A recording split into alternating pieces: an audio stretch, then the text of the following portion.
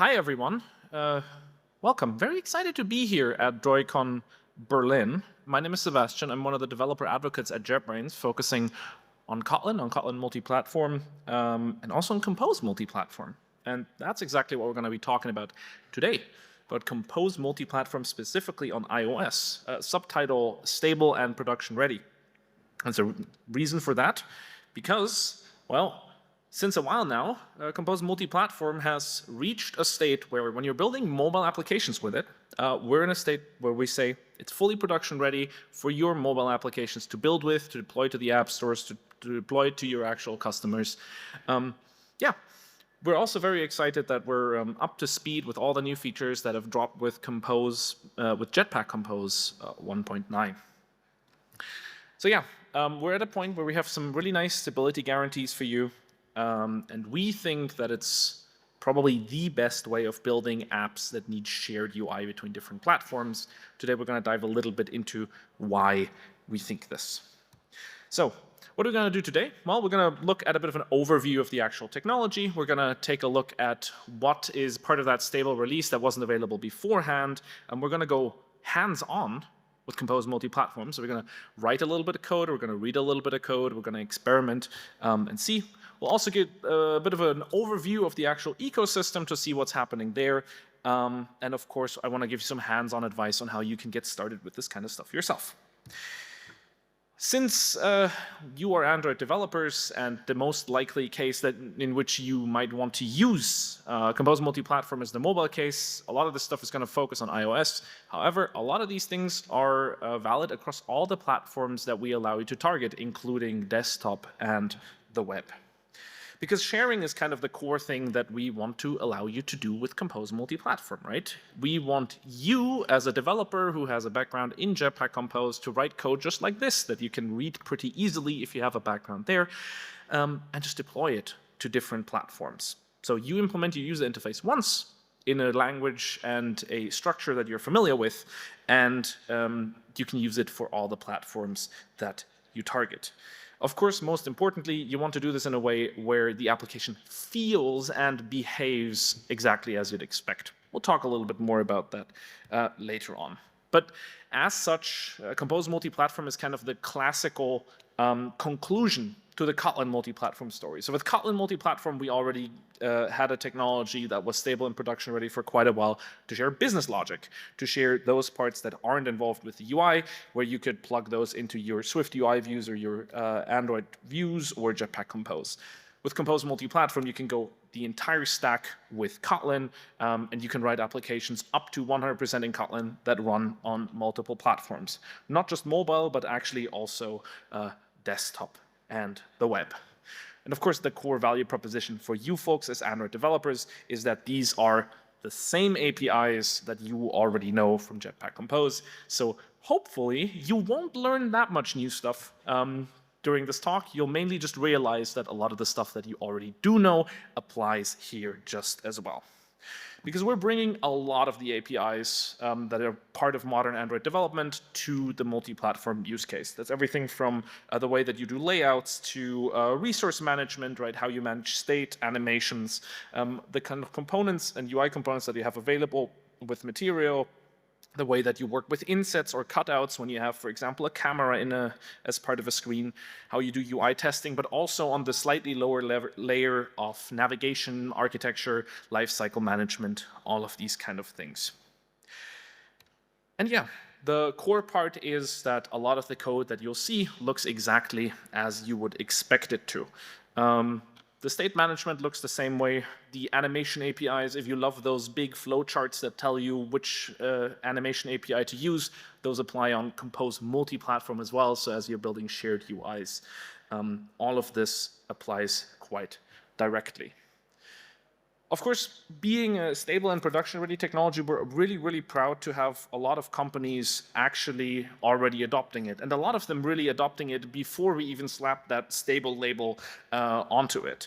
So we have a ton of, there's tons of apps already out there in the App Store that are using Compose Multiplatform to deploy both on Android and iOS. One of my favorite recent case studies is the Sony companion app. So if you have Sony headphones, the app that you use to connect to those is now deployed using Compose Multiplatform on both Android and on iOS. A case that's maybe not so local here, but that I still kind of want to shout out is Bilibili. If you don't know, Bilibili is one of China's largest video platforms. And they've actually implemented a part of the application in Compose Multiplatform. So what really you have to understand here is that Bilibili is a really, really big app. They have multiple hundreds of millions of users every month. And the parts that they've built using Compose Multiplatform, which is the instant messaging feature, like this screen and the subscreens for that, gets multiple million users per day. So they've released Compose Multiplatform to a really, really wide audience. And it's also one of the things that, of course, makes us super happy, because it means that the stable label that we've provided actually means something.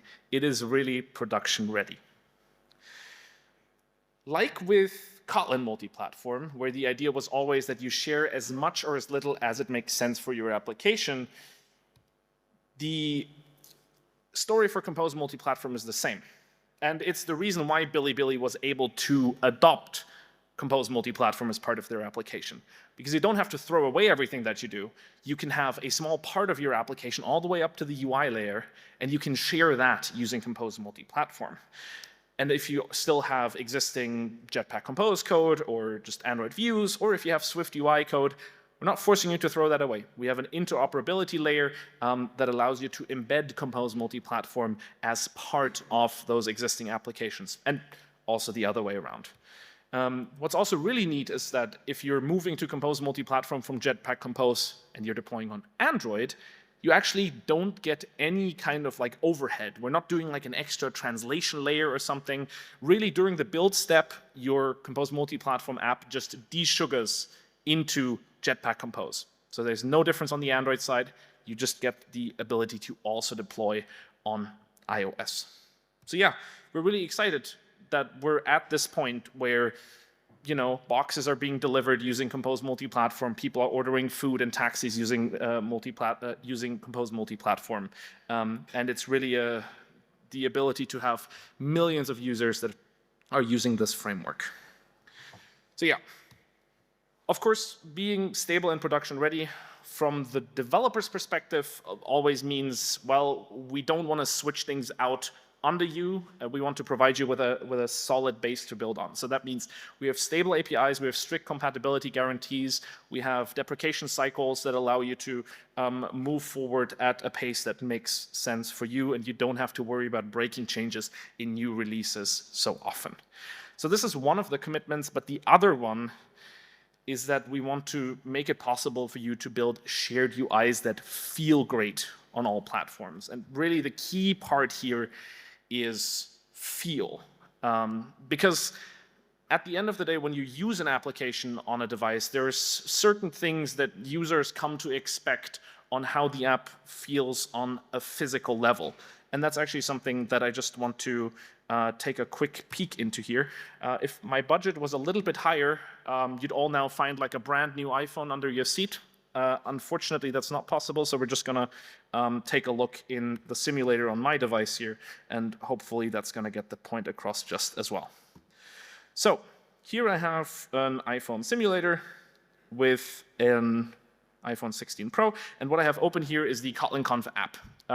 This was just because, well, it's one of our apps, but this should apply to any Compose multi-platform applications. And immediately as you use this on an iPhone, you'll notice that, for example, the scrolling behavior, if I just flick this a little bit here, it has the same kind of physicality to it that a native application would have. This overscroll behavior here that kind of bounces back, that's exactly the kind of behavior that you would expect if you're using an iOS application that was built using native UIs.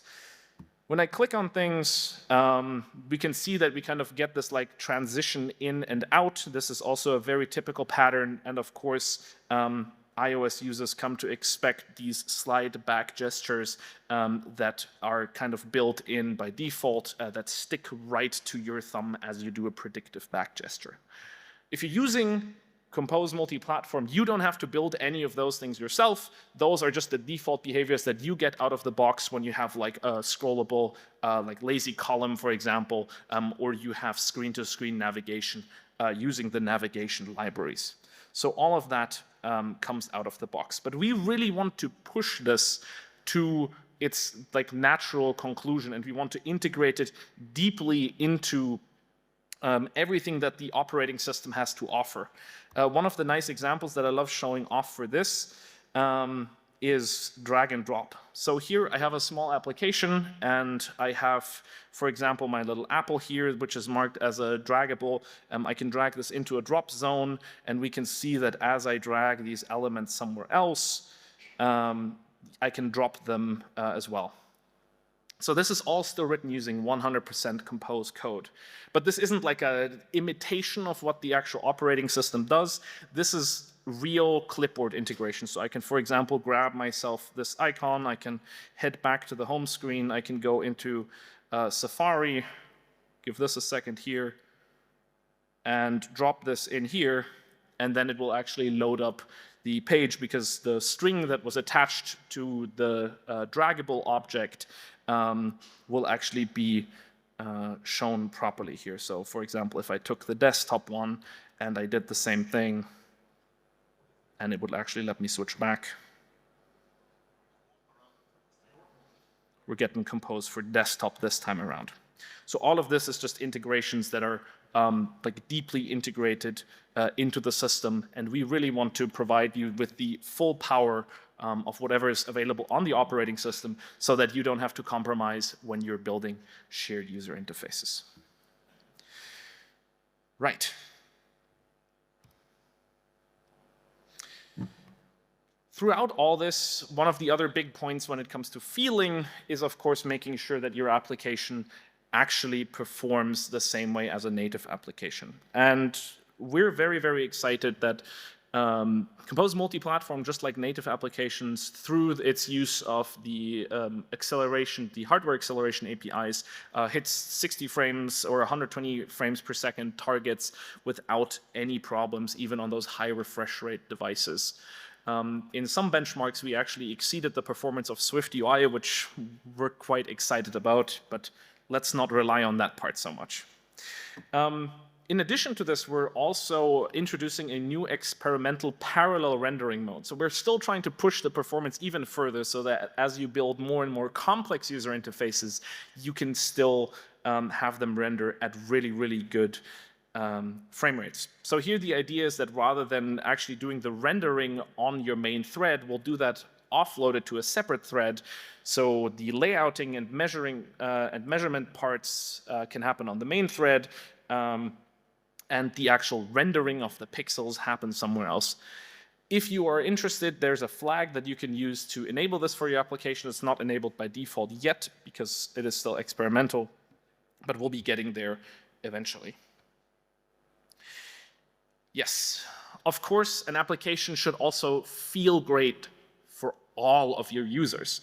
So accessibility is also one of the things that we've spent a lot of time providing in Compose Multiplatform applications. Again, if we look at this from the iOS perspective, you get out of the box using the same APIs for accessibility as you have on Android, support for things like voiceover. So when people touch something, they get voice feedback for it. Assistive touch that allows them to control things using external controllers, or things like full keyboard access to navigate through your application. Text inputs are also fully accessible. So those can also be controlled using those assistive technologies on iOS. And if you're building very complicated user interfaces that aren't just simple structures that go top to bottom, for example, then you can also have customizable traversal semantics. So if someone has a screen reader, the order in which elements are actually traversed can be specified by you as well. So these are all the things that help Compose Multiplatform UIs feel great on all platforms. And this is really, really exciting for users of your application, but of course, we also want to make sure that it feels good to actually build these applications. So that's why we're also spending a whole bunch of work on tooling, because Compose Multiplatform is a JetBrains technology, and we at JetBrains really love building tools. So the way, or the entry point for you to get the best of Kotlin Multiplatform and Compose Multiplatform tooling is to install the Kotlin Multiplatform plugin as part of your favorite development environment. This is currently in beta, but we have support for both Android Studio and for IntelliJ IDEA. And as of shortly, or as of a short while ago, we have support not just for macOS, but for other operating systems as well. Okay, well, I think it's more fun if we actually like jump in and actually take a little bit of a look, see what it looks like to write some code. So I'm just going to hop into my IntelliJ over here, and we'll take a bit of a look to see what it looks like to work with building something in Compose Multiplatform. So I'm just going to hop into my small app demo here. This text is probably a little small for the folks in the back, so I'm just going to up the zoom level a little bit. I hope that this works for you folks. Okay, so first of all, we're in our development environment. This is IntelliJ, but in Android Studio is just the same. And of course, I have, as part of the plugins, the Kotlin Multiplatform plugin installed. Yes, exactly. So this is installed, and if we were to start a new project, we could just do that via File, New Project, scrolling down and finding the Kotlin Multiplatform wizard. This allows us to configure different targets. It allows us to define how our application should work and whether we want to share UI on a specific platform or not. If we're not sharing UI, we're not seeing a lot of Compose Multiplatform, but we're still seeing Kotlin Multiplatform. So that's kind of nifty. Once we have this set up, we actually first need to make sure that, well, we're actually ready to develop and ready to run things. And for this, we have what are called pre-flight checks. So as you create a new project, IntelliJ or the plugin is actually going to automatically make sure that everything is set up in a way that makes sense. And if there's a problem, it's going to automatically pop open this environment pre-flight checks here. Thanks to the Wi-Fi, I actually have a great demo here of what it looks like when something doesn't quite work, but it will make sure that the entire end-to-end version of your application is correct. So it will check that you're on the right operating system, that you have the right Android SDK, that the Xcode version is compatible with your project, and so on. And once all of that is done and everything is green, you're of course ready to develop. But otherwise, if there is a problem, it will also provide you helpful hints. So for example, if you're missing the simulator runtimes, it's a single-click installation to make sure that all the iOS parts, for example, of the development environment are set up correctly. Okay, and then from there, well, we just kind of start developing. The main difference here is that our main entry point for the application, that's really the app, but not just the actual entry points for each platform, now lives in this common main directory. So you'll see that we have something Android specific, something iOS specific, and something common. And here we have a very basic application. If we read this code, we can probably intuit a little bit of what this looks like, but we can of course also just pop open a preview here. And we can see that preview, but alternatively, we can also do things like, we can start the animation preview, and we can see that when we hit the button, we actually get an animation, and I can kind of scroll back and forth in this, make adjustments, and so on. So we have this entire integration available for you. So how would we actually write some code? Well, we can do that right now. We can, get rid of some of this code. I want to build like a small Cody application, which is our little mascot. That's maybe a little bit of a long completion here, so we'll just do Cody is remember, and I'll grab this from my Cody service. And we'll just have like a lazy vertical grid. Sure, this seems fine. We'll create the items, which is my Cody's, and then for each of these, we'll have a card first. Sure, that seems fine. We'll have an image. Okay, cool. And then we've written some code here, and we can fire this off, for example, on iOS.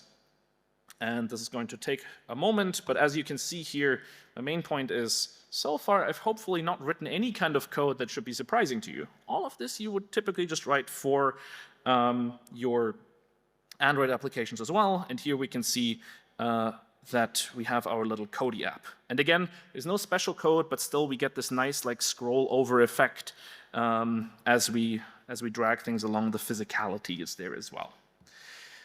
There are still a couple of parts here that are maybe a little bit interesting. And that's that, of course, we're loading images from somewhere. And that's because Compose Multiplatform also has support for multi-platform resources. So those live in the Compose resources directory. We have them right here. And in my Kodi service, I just access them. You probably all know the R object from Android. Well, in multi-platform, we call it res for resources, but it's pretty much the same thing. I can command click on this, and it will actually send me to the respective file here. We have support for all the typical formats. On most multi-platform targets, we even have support for SVG, but if you're targeting Android, as you probably know, that's not supported. It's not an us problem, that's a Google problem. Go talk to them. Yeah, and of course, without spending too much time on this, this covers the entirety of the resources API as well. So if you have things like strings that you want to translate, or if you want to parameterize them to only appear in dark mode, or to only appear in the French translation, then you can do all of that as well. And we have a multi-platform implementation provided. Okay, so this was a very, very quick hands-on on how we might actually build something using the tooling. We saw that we have wizards, right? These pre-flight checks make sure that we actually have a development environment that works. Previews just work, even if the code is platform independent. You can run applications like we did here. If I had made a mistake, but I don't do that, we might have had to debug the application. That also works. Yeah, we also have these wonderful resource integrations. And there's another topic in regards to tooling which deserves a specific shout out. It's also one where you could fill an entire talk with, foreshadowing, and that's hot reload. So hot reload allows you to change your application more quickly than you might typically do by essentially hot swapping parts of the application as it's running. Again, on paper, I think that's a lot nicer if we actually look at this. So let me hop on over here to the KotlinConf app that we've already briefly seen beforehand. And I'm just going to start it on the desktop target using hot reload. So I'll do that here for a second. I have a specific run configuration here, but otherwise I could also just right-click the entry point on the desktop target, which I can just briefly show off here for a second. Whoop. So on JVM main, our main part, I can right-click this and I can run it using Compose Hot Reload. And then we have the application running here. So this is just on the iOS target. And here we can see, for example, all of our speakers. Now I can pop on over here to the speaker card, which is the user interface element that actually renders each of these small items here. We can take a look around a little bit, and we might see that, well, maybe this row deserves a little bit of padding, so we'll add 16 dp of padding. And after a short warm-up time, we'll see that this updates just right. Maybe this is too little. Maybe we'll do a little bit more. There we go. Or maybe that was too much, and we'll go back to like 6 dp, something like this. And as you can see here, like even if the application just kind of stays in its original state. So if I was filtering here, for example, for all the Sebastians, there's only one real one, but you know, we'll allow it. If I then change something, the entire search state, for example, also stays. So gone are the days of like making a change, tapping like 17 times to accept the end user license agreement, and then seeing your change. You just have everything right there. And you're not limited to these kind of small things either. If I navigate over to the speaker screen, for example, here,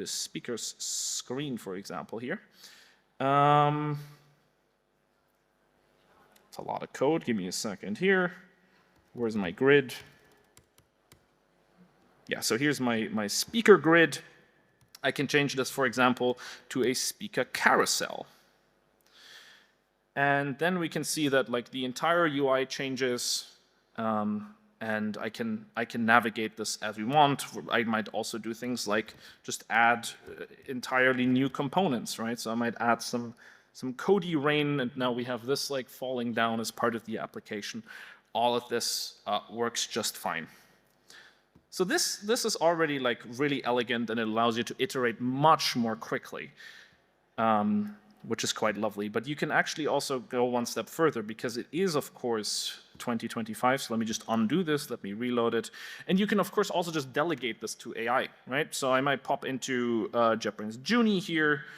Sorry, let me just, I'm running out of Windows space. Here we go. And I might just ask this to, on the speaker overview page, use a 2-column grid instead of a list, and then change each speaker card so that the image is above and the text below it is also centered. And then we'll fire this off for a second here. And yeah, you'll see Junie working on this. And hopefully within just a few seconds after Junie has kind of figured out what the layout is like, and hopefully the Wi-Fi is not going to go out on me, you'll see it figures out that it has a speaker card and it's working on this. While it's tinkering away, this isn't trivial, and it's actually one of the big benefits of Compose Multiplatform as opposed to some new and novel API set, because all the LLMs know how to write Jetpack Compose code. So they can just write Compose Multiplatform code as well. They're the same APIs. And here we have an implementation that kind of follows exactly what I wanted. Well, there it is, at least. 2 columns, everything like centered below. Well, maybe the description on one of these could use a little bit more centering, but it's already pretty close. So that's pretty exciting if you ask me. And of course, we saw all of these changes happening like live without us even restarting the application. Quite nifty. How does hot reload actually work? Well, as you saw, I ran this on the desktop JVM specifically. I'm also seeing that I still have a little bit of a UI element here, so I'm just going to close this up. It's something that we have built on top of a JetBrains technology, actually, which is called JetBrains Runtime. There's a customized OpenJDK build that we're supporting, which also runs all of the IntelliJs and Android Studios of the world, which has a bunch of optimizations. One of them is the ability to hot swap code more effectively than other JDKs. And yeah, it just allows you to change your app UI or its logic and just see changes without restarting.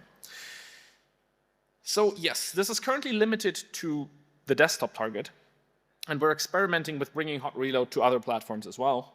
But even in its current state, as a mobile developer, you can still profit from hot reload. How? Well, if you have if you are, for example, building specific widgets for your application, but you don't want to build your entire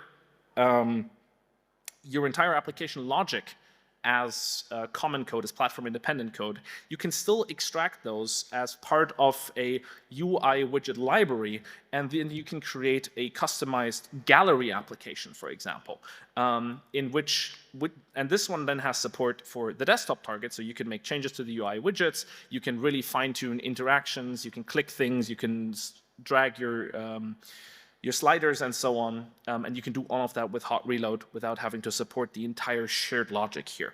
And this is indeed something that we've also done with the Kotlin Conf apps. So here you'll actually see that we have a UI components gallery application, and I can start this application using Compose hot reload. And then we also have a nice little slider here. So now we have a bunch of buttons here. And if I look for the text primary, I hope it's this one. And we'll say hello droidcon, and we'll fire this off.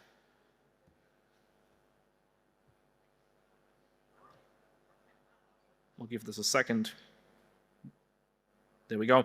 The first iteration is typically a little bit slower because we're warming up the DC EVM part, but then things are faster. So now, of course, I can make all of these changes, or I can, make the change to something else, and we will immediately get the changes without restarting, so I can still interact with things and so on. This is quite powerful already. Of course, it's not all the way there, but it's already a really, really good place. And my element is sticking here. OK. So if you're starting a new Compose multi-platform project, you actually already get all of this pre-configured. Otherwise, you can learn more about how to do this in a brownfield project by heading over to the Compose hot reload repository. More importantly, today after lunch, I would very much invite you to come to the talk of my colleague Martin Braun, who's also in Material Meetup here for blazing fast UI development with Compose hot reload. It's going to be talking a lot more about some of the intricacies of this, and also how Amper, our new build system, might assist in making this even better. So yeah, we've seen that Compose multi-platform, by definition, because it's established APIs, also works really splendidly with APIs. If you want to really put this to the test, please come to our booth later on, and we'll happily show you more and more demos of this. So tooling wasn't actually just the things that we talked about before. It's also things like hot reload and AI integrations with agents like Juni. So there's a couple of more things as we go away from the real development of just UI that we also still need to talk about.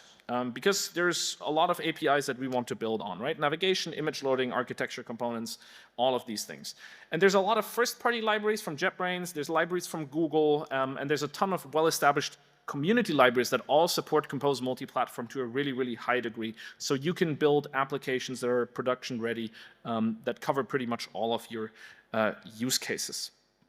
Now, one of the parts that was part of the core philosophy of Kotlin multi-platform was not giving up any of the capabilities of each individual platform. We have this idea of expect and actual functions that allow you to kind of bridge this kind of gap. With Compose multi-platform, that story isn't any different. We want to allow you to use all of the capabilities on the UI layer as well, right? Because you might want to integrate a map, or you might want to integrate a video player, or you might want to integrate some sort of other cool new thing that's been dropped on a specific platform. So let's actually take a look and maybe integrate a little bit more of our little application with this. So I'm going to hop back into our small Kodi app here. And I want to build a small video player for it.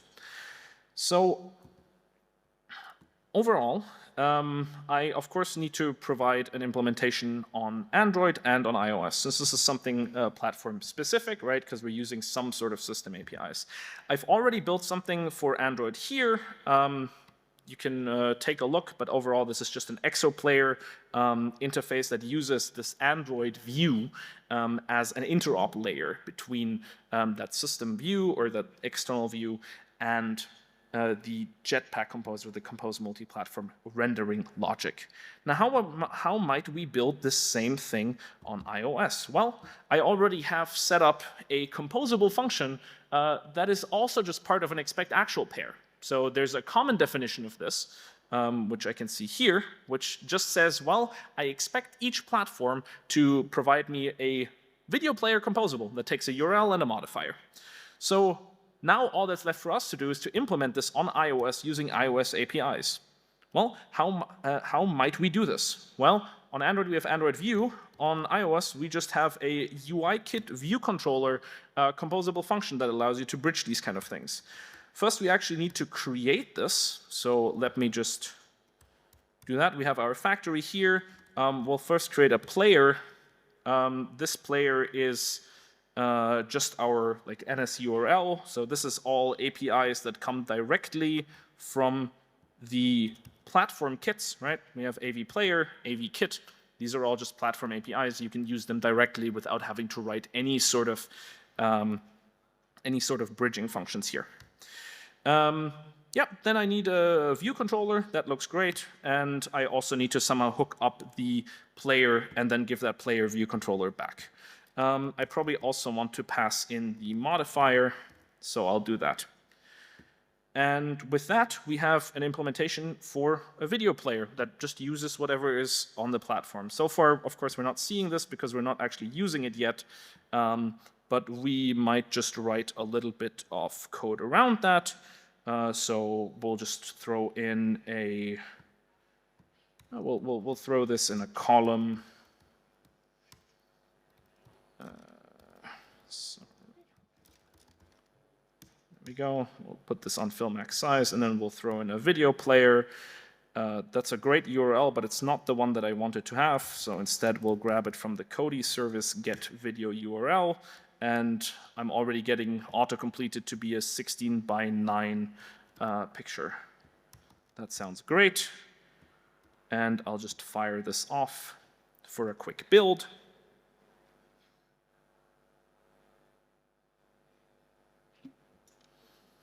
And just like that, we have a video player. So this is a native, it exposes all the native UI elements. I can click on it, and it does actually play the video right as part of our application. So as you saw, it took us, what, like 15 lines of code to bridge from the world of common code into the world of iOS, and we didn't write a single line of Swift code, which is really, really exciting if you ask me.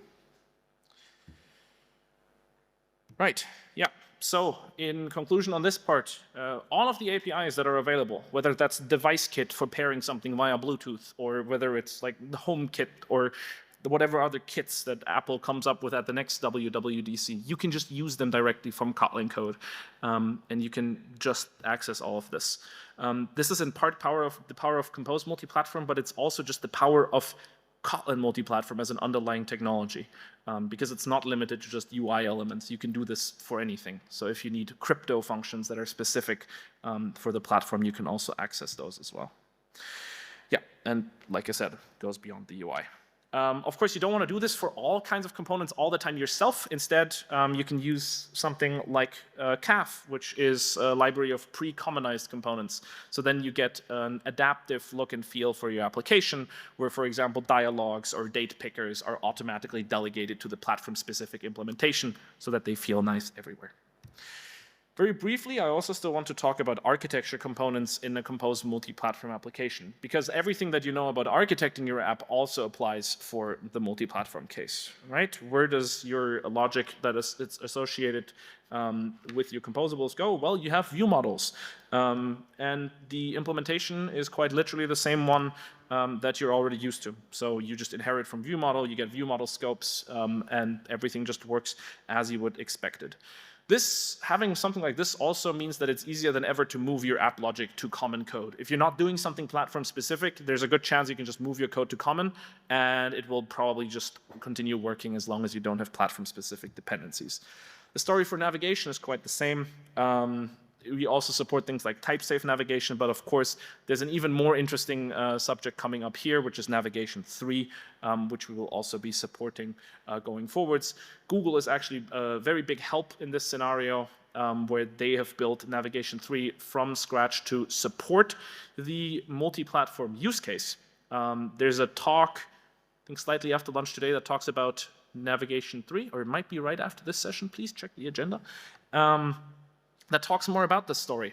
So if you want to learn more, please do. But even right now, you can do things like predictive back gestures, adaptive navigation, type-safe implementation, no problem. And overall, a lot of the libraries that are really common also support the implementation of Compose multi-platform applications. If you're using Coil, which is the de facto default for implementing image loading, for example, you can just use it on Compose multi-platform. It's already supporting it in its entirety. If you're using dependency injection like Coin, then that actually provides specific integrations just for Compose multi-platform. So view model injections and so on get a lot easier. And if you're a fan of Dagger, well, we're very, very excited that there's an issue, and a Googler has mentioned that over the last months, they've been working to support KMP, and it's actually on their roadmap. So even a multi-platform version of, there's a Dagger fan. Yeah, so even for those Dagger fans, there's a bright future ahead of us. On the persistence layer, like dropping down a little bit lower, there's also tons of different implementations, but of course, most importantly, you get access to Room as a multi-platform implementation for structured storage. All of this is part of a much larger move on Google's side as well to support different platforms and to endorse Kotlin multi-platform as the way to share business logic across platforms. A lot of them including navigation 3. So in short, with Compose Multiplatform starting at 1.8, but now as well, you get shared UIs that feel great, using the APIs that you already know, that are adoptable on your own terms, with full access to your platform capabilities, and a pretty rich ecosystem that has solid tooling. So with that, I hope that you will build something, of course, using the wizards that we have as part of the plugin, but of course, using all of the information that we have available on jb.gg/compose. We continue to evolve the technology, so please also join the Kotlin Slack and give us your feedback as part of that. Yes, so thank you very much, and enjoy Compose Multiplatform. Thank you.